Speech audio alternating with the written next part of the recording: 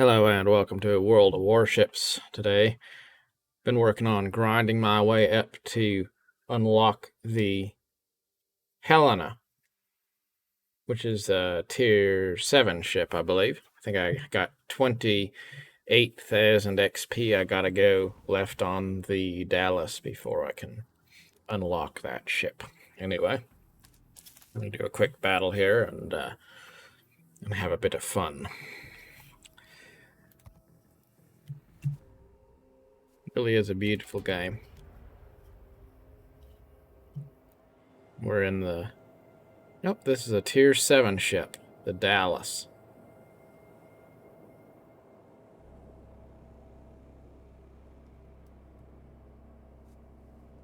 Let's see if we can make it through this this skirmish.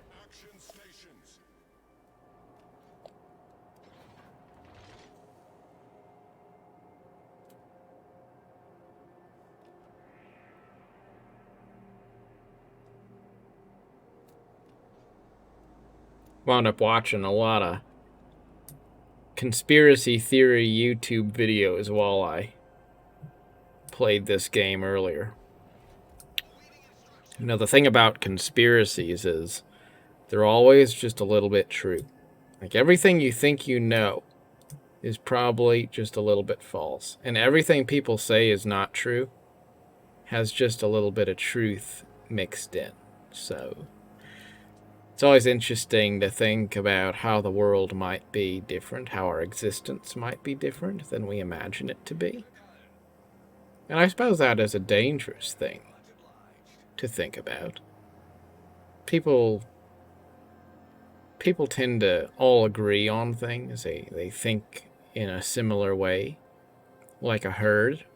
And people who want power and influence like people to kind of just think in a similar, predictable way. They don't like people to be mavericks, to be way out in left field.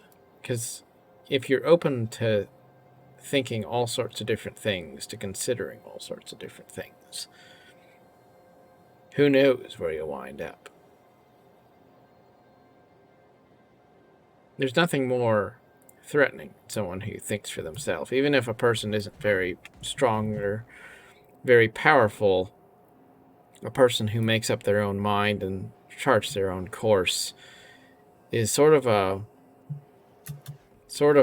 crazy, wild element that's not normal in a world full of people who are kind of slaves to what everyone else expects them to be and think. So it's a good idea to do make up your own mind. Do think about things critically, and I'm not saying that you believe that the moon is hollow inside or something like that necessarily, but you don't have to necessarily believe everything that you're told.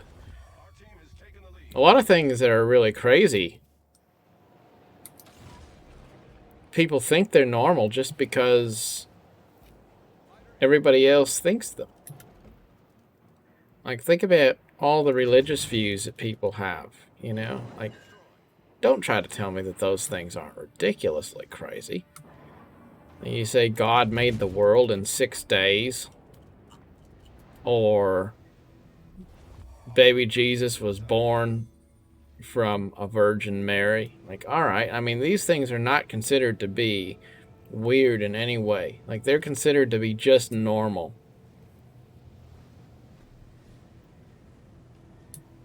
You telling me it's normal for a dude to take some kid's lunch sack and turn it into enough fish to feed 5,000 people, or to turn water into wine? Like, that's, like, if you really believe that happened, you think that's normal? But then you think it's crazy to believe that the moon is hollow inside, or the moon landing didn't happen, or the government's hiding something. Well, I don't know. Yeah, there's a lot of weird stuff, but I think all the stuff Christians believe is no different than the stuff that people believe about lizard people that live in the middle of the earth or something. It's just that one belief is more prevalent, and people don't think that things are weird if everybody else thinks them. That's really just what it is. It's kind of like mass psychosis. Like people they don't bat an eye at believing crazy, weird stuff. As long as somebody else is believing it with them. That's it. Just like they'll happily spend money on a credit card and be in debt if everybody else is in debt. As long as they aren't alone in the Starbucks drive-thru, they don't care. They don't care if they spent down to the last dollar, right? Because that's what everybody's doing, so it's normal. It's weird not to do those things then, if everybody's doing it. And that's kind of just crazy, though, when you think about how crazy so many things seem, and yet stuff that's even crazier gets believed as normal by millions and billions of people every day. Well, that was an easy victory. Too easy, huh? That was only 6 minutes. Well, I guess we'll do another one. Let's do a second one.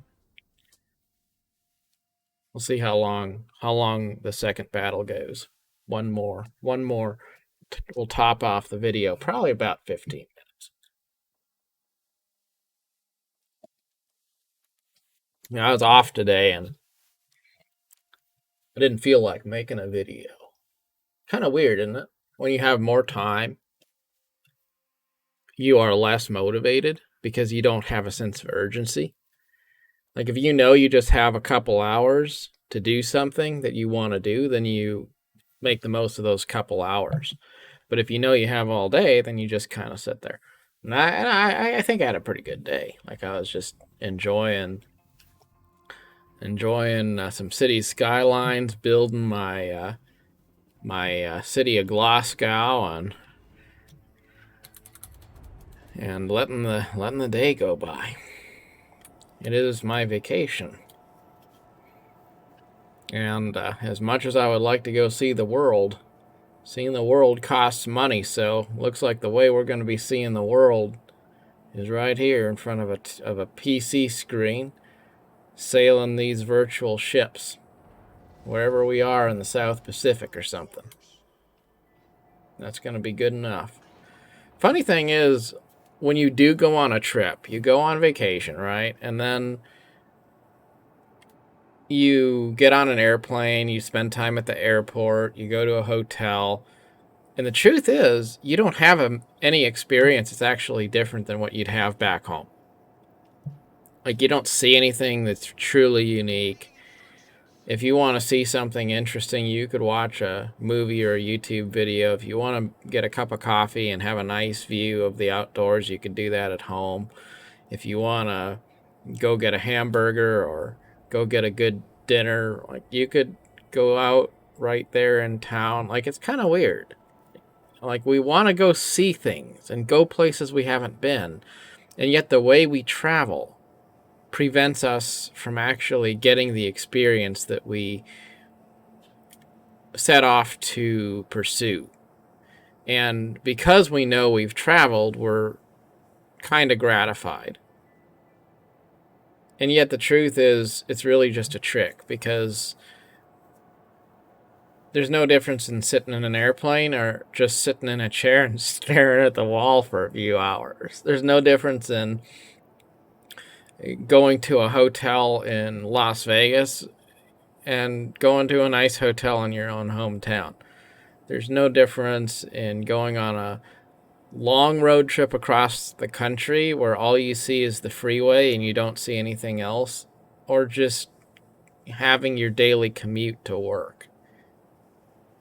So on the flip side, you could have a lot more entertainment and interesting experiences without really putting out a lot of money and effort if you just do those special things, like be open to seeing the world through the lens of exploration and imagination, you do that right at home. Like, you do that close by. Like, how far do you have to go from your home to see something you haven't seen before? Like, have you gone down every street in your town? Most of us have. Well, look at that, and there's a ship flowing right out around the corner, and he's right real close to us. Let's see if we can get him. Well, we did get some hits in. Are we going to crash? No, we're not too close to that island. All right. Well, this is the moment of truth. I don't think I'm really in the path of his guns, because he's going to shoot from the sides, and I'm in front. Try to take advantage of that. Oh dear, we got torpedoes coming. Are we gonna get hit? Yep, we are. Oh dear. Unavoidably. Well, so much for that. I guess we won one and we lost one. But that's alright. You get some kind of points for every battle you play, so if we lose a battle, that's alright. We all get to sail again another day. You know, one thing I do see in games like this is you're always paired up with people at random. So you might be on someone's team in one game, you might be their adversary in another game, and the fact that everyone winds up eventually being on the same team, potentially, makes them much more sportsmanlike when it comes to the way they interact, because people aren't going to be hostile to someone who they're likely to be playing on the same team with in the next game.